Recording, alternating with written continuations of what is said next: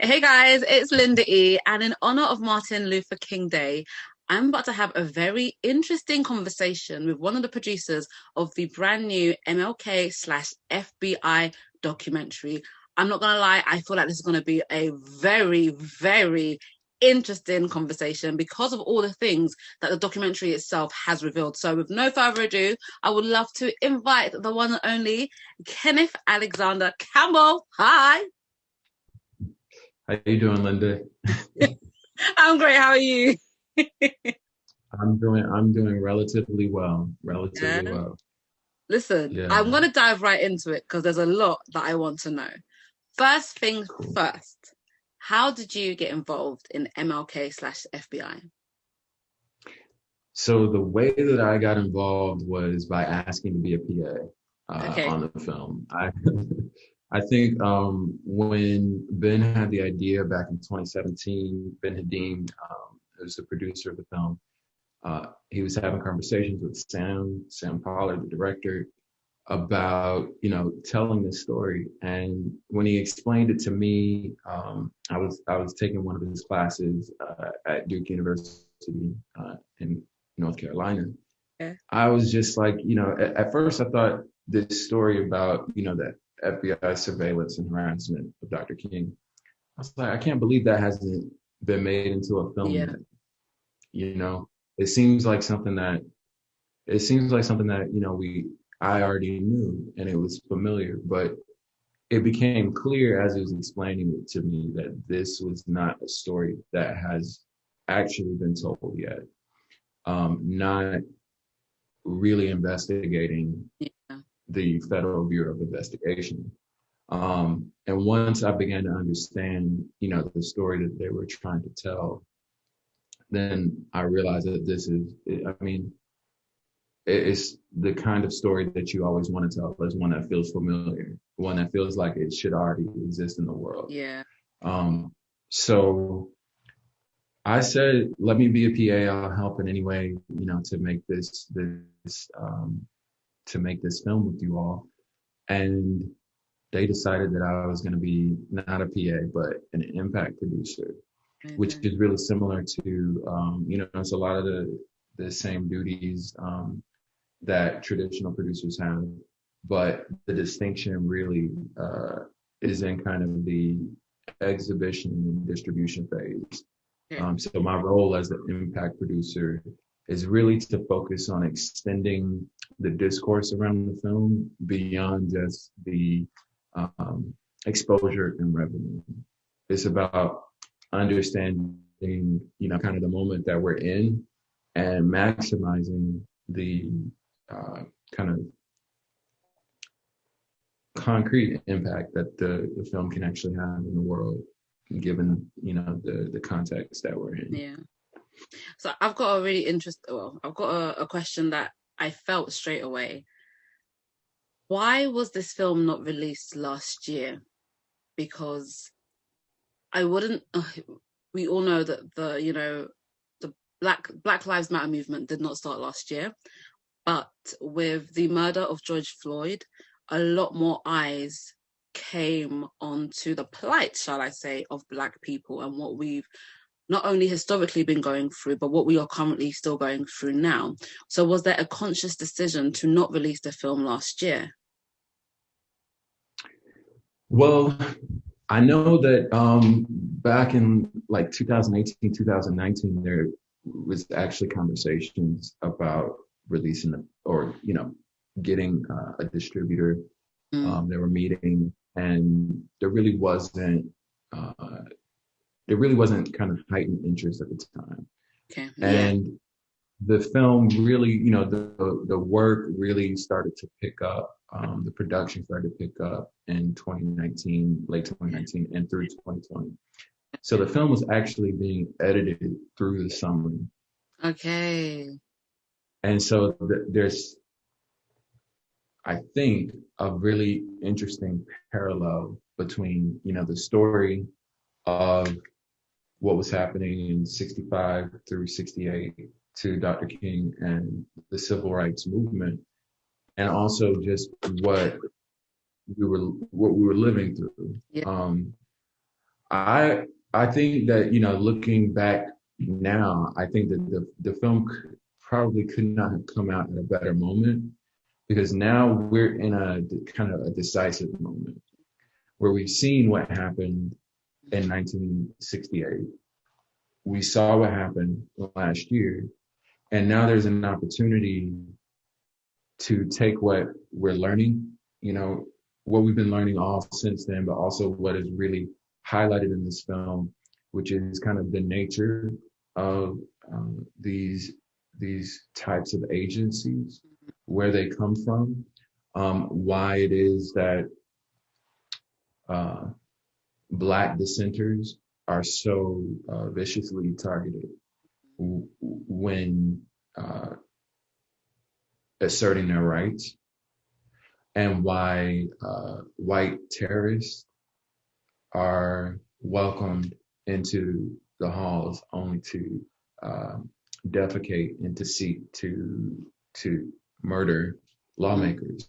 You know, we if you don't understand the nature of these agencies, then you know that doesn't make any sense. You can't really reconcile why the disparity of treatment. But yeah, like I said, we're in a really decisive moment right now, because we can do something about that. If we understand the consciousness is raised, then there can be we can rectify that contradiction. What would you say is I don't want to say impact, 'cause that's not quite the right word, but what would you say is the message that you would hope different viewers, because let's be honest, a Black person viewing this and a white person viewing this are going to have two different reactions. So what would you say is the message you want Black people to take away from it? Hmm.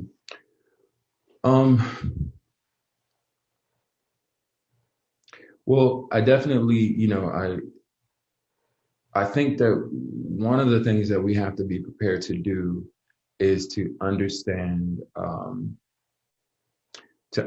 what happens to kind of that deification of a leader, like Yeah. trying to basically turn a leader into kind of a flattened image that we can put on a wall Yeah. and say, you know, this person is not even human, because we want, I think, to do that to protect our leaders who sacrifice so much from criticism.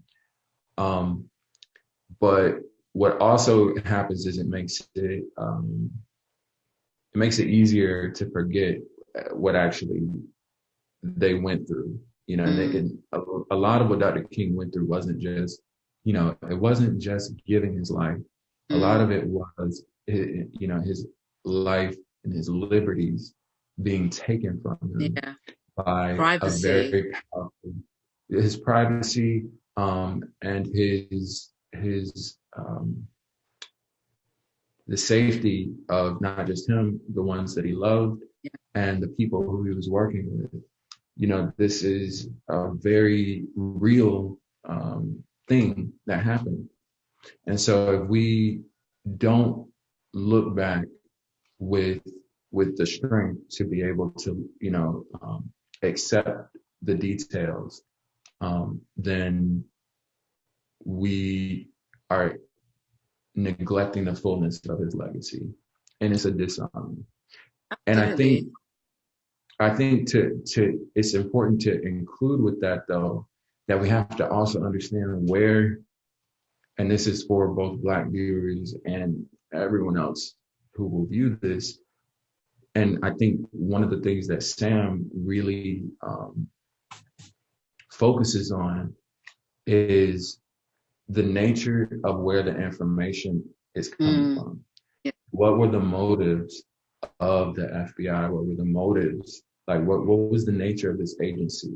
It wasn't, we are so used to, I think, even those who may have an oppositional view of or understand the FBI as an oppositional force, don't know the fullness of the culture that the FBI created for itself, and the influence that it in turn had on our visual culture, on Mm. Hollywood.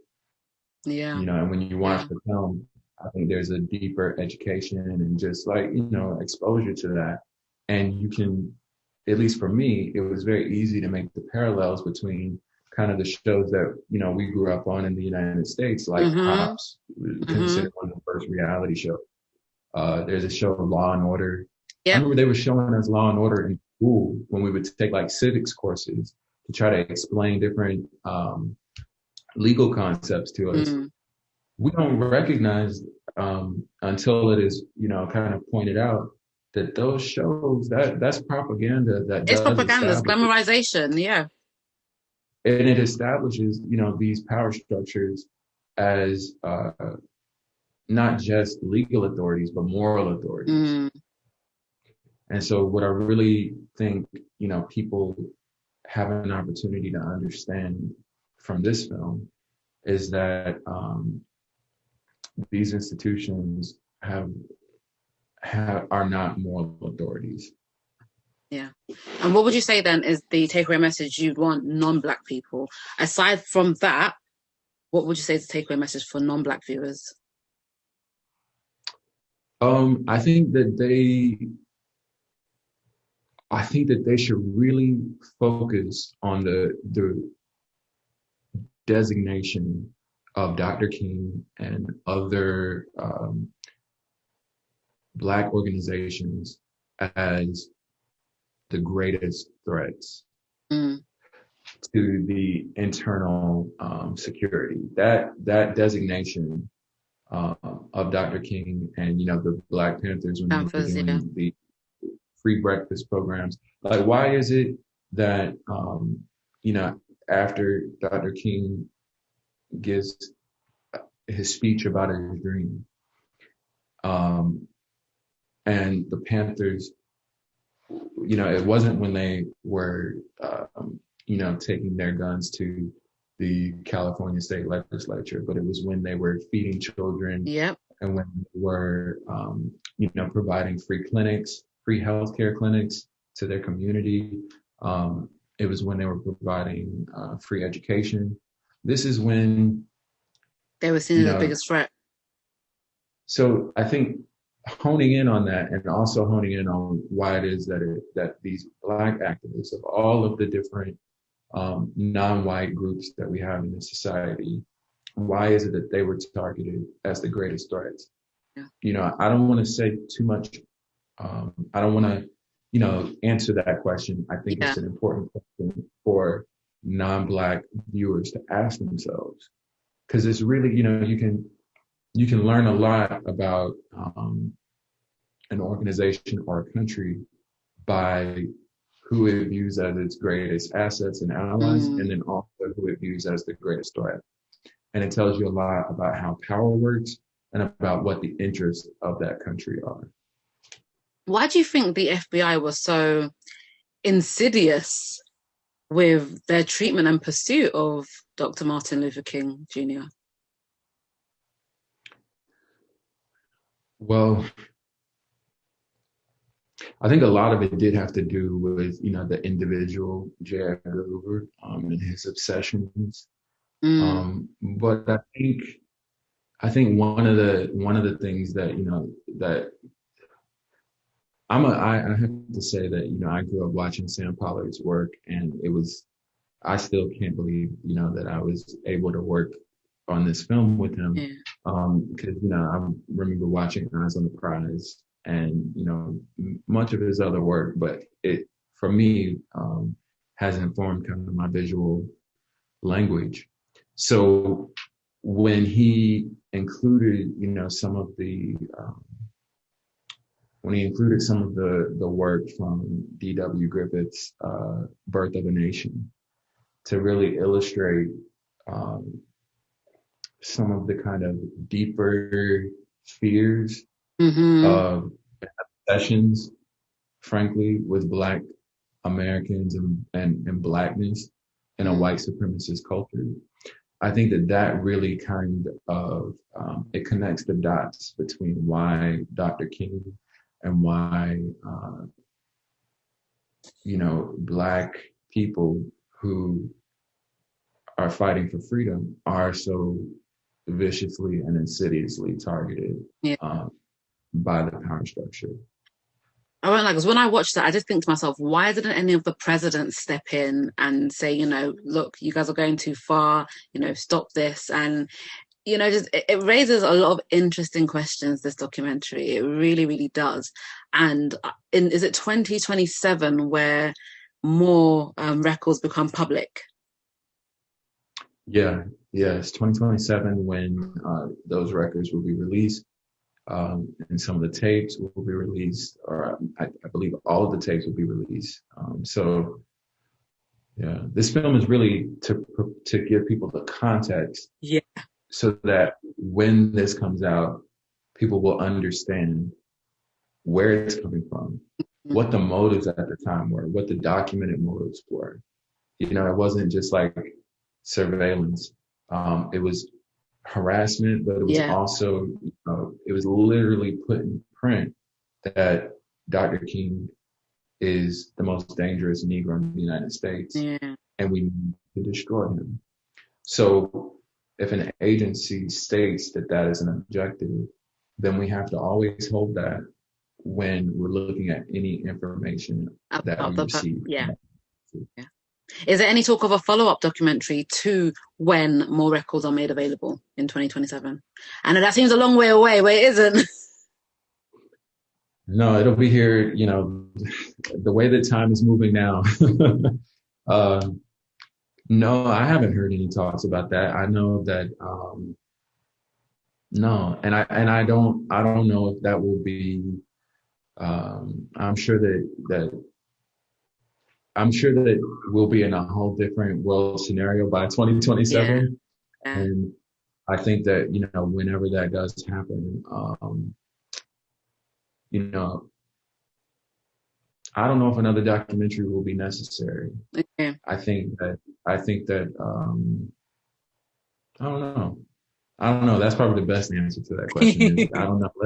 Let's get to 2027. Yeah, let's get there. You mentioned something very interesting that does shine through in the documentary, the motives of these law enforcement, the FBI, and their treatment of certain Black groups.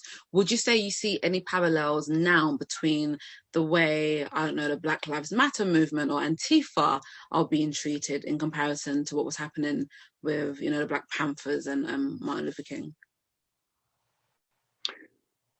Yeah, I mean, I definitely think that there's a parallel. I think though that I think that we're living, in a moment that is a result of that moment, though. Okay. And we're living in a time where, there's so much more avenues through which to violate the privacy of any individual. There's so many different ways that people can be, the public can be misinformed or confused about any of our leaders. So I think that, what a lot of, organizations for social justice have really adapted is kind of a decentralized leadership,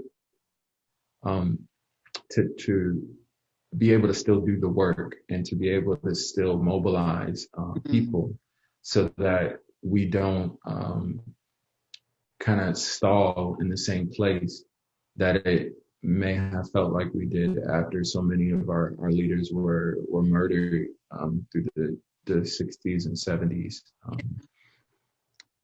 Yeah. So I think, but I do definitely think that, the parallel between the way that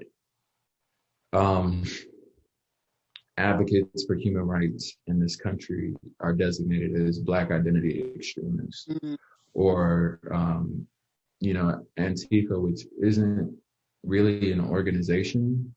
It's literally anti-fascist people.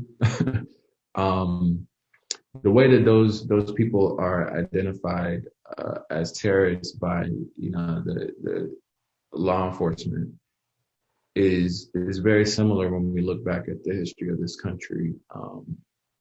It's very similar to the way that similar human rights activists and organizations were classified in the 60s and even further back in the past. Anytime that the interest of human rights is in conflict with the interest of the current administration, I think we see that. Now, talking about administrations, the big news over not just where you are, it's flooded the world, it's flooded all our timelines. Joe Biden is now the president of the United States. I will not be giving my personal views on Trump. But do you see positive changes being made under his Biden's administration? Well, so today I think is day 2. And there were a number of different executive orders that were issued. Yes, I saw. That I mean, were a, so there is a difference between the 2 administrations, the 45th and the 46th administration. We can say that. But I don't know. I mean, I'm also, I'm a documentarian. So for me, a lot of it is like just trying to see what the results are and trying to observe like what happens more concretely. And I think right now there's so much pomp and circumstance and pageantry that it's really difficult for me as an individual to really understand what's happening. So I'm paying attention and I'm continuing to watch to see, what, and really listening to what, the people, what the people across the country are experiencing, because I don't think that we can watch the administration or really the kind of the powers that be. I don't think we can expect for them to tell us change has happened, change has arrived. I think that we have to, trust ourselves and look to one another to be able to say, what we're experiencing, has that changed? Have the concrete conditions changed? Then we'll know. Now, do you think that Dr. King would be impressed at the way the world is now? Well, I think one of the things that that snuck up on me watching this film was that I thought that I had a stronger understanding of who Dr. King was. I knew that Dr. King wasn't, who they taught us he was in school, but I thought through, some of the movies and some of the, just growing up Black in the United States, I thought I had an inside, understanding. Yeah. But I think that this film made me understand and really to develop a deeper respect for Dr. King as kind of a 3-dimensional whole person. Yeah. And to also recognize the ways in which his identity and his public persona was first, assassinated by J. Edgar Hoover, calling him the most notorious liar. Mm-hmm. And then after his physical assassination, the assimilation of his public persona by the same powers that called him, the most notorious liar. So what that, kind of has taught me is that, the Dr. King that people celebrate and lift up is a very political, kind of cudgel to silence people and to really kind of revise history for the particular moment, the particular political moment's interest. So for me, I don't know what, Dr. King's personal feelings would be for this moment that we're in right now. But I do think that we can look back at the work that he did.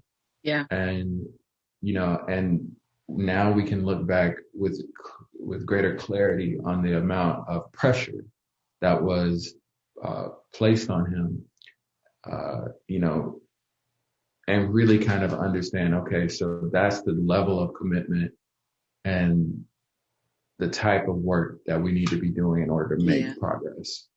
So that's not really a good answer to your question, but No, that's but all. it's That's an all I honest really. answer. That's all I could ask for, you know. My final question is, do you think that this new generation, so we're talking, you know, beyond millennials and Gen Z, do you Mhm. feel that they will connect with this documentary and Dr. King's story? Well, I think the thing that is really fascinating to me is like watching, you know, Sam Pollard's work in Eyes on the Prize, and then looking kind of at, you know, this film, which you know, was inspired by the work of Black Power Mixtape, which is another like film that really was formative for me, like before I ever knew that I was going to go into filmmaking. Yeah. Um, really just spoke to me in like a just like not a political way, not in any kind of like, you know, trying to get a mess. Like it just spoke to me. So I think what he's done is really uh, kind of intentionally or unintentionally tapped into a kind of visual language of like the archival footage that really, you know, a lot of the generation that is growing up. I mean, I'm a digital native, but um, I saw Instagram start, you know, and I was like, oh, I'm not going to really mess with Instagram now. I'm on Instagram all the time. And you Yes. see so much archival reinterpretation, you know, kind of representation of historic footage that I think it really is kind of, I don't know, it's fascinating to me Yeah. that it's so compelling Yeah. because it is so much of the film is just restored, really beautiful archival footage. So I think, yeah, I mean, you know, we will, this generation, you know, who's really to say whether or not it will actually connect, but I know that, you know, for me, um, it's connected with me. I think with the other people my age and, you know, the Gen Z, I'm a millennial, so the Yeah. Gen Zs coming up, I think, you know, I think it will connect with them as well. I mean, I think actually probably some of them they will go and find some of the original source, you know, archival Yes. material and be Yes. remixing it and, you know, reinterpreting. So maybe that will be the 2027 film. Yeah. Yeah, it's But, true. you know, you know, so yeah, I'm optimistic though that it will connect. Honestly, I watched it and I was just like, wow, I was really fascinated and I was really gripped. It was like I wanted to know more. Like, what else would they put in this man through? Oh, and they did that and they tapped this. And it was honestly, it was so fascinating. And it was a side of his story that I'd never seen. And you're right, it is surprising that this has never quite been done before, you know? I mean, and when you see like the footage of like Coretta Scott King, and just like there's moments where I was just like, uh, I saw her in a whole new light. I mean, it was like Yeah. the some of the footage is really brilliant, and I think yeah, I think it will both resonate with, you know, the younger, fresher generation, but I think it is also there's something very timeless Yeah. about it. Absolutely. I think it does continue the conversation. And I think that's so important, you know, so important. So it was released last week. And can you just remind our lovely viewers and listeners where it's available? So the easiest way to watch it is to go to mlkfbi.co.uk if you're in the UK, or you can go to mlkfbi.com if you're in the States, and there we have all the links for the streaming services and theaters that you can go and watch it in, and also ways that you can stream it so that you can stay at home, but also still support your theaters. Oh, So, nice. yeah, Oh, yeah. nice, nice. And the last thing, because I am the impact producer, that I want to say is that, I've been seeing a lot of, people doing kind of pop up. There's like book clubs that have been doing screenings. There's fraternities and sororities that have been doing kind of group screenings and discussions. Um, we have a link at mlkfbi.com/partners where people can go and they can apply to partner with us. That's And we can amazing. provide, we can try to get Sam or maybe Ben or me or other discussants who would really kind of be able to contribute to a Yeah. community conversation that could potentially, instigate, something beyond just a conversation.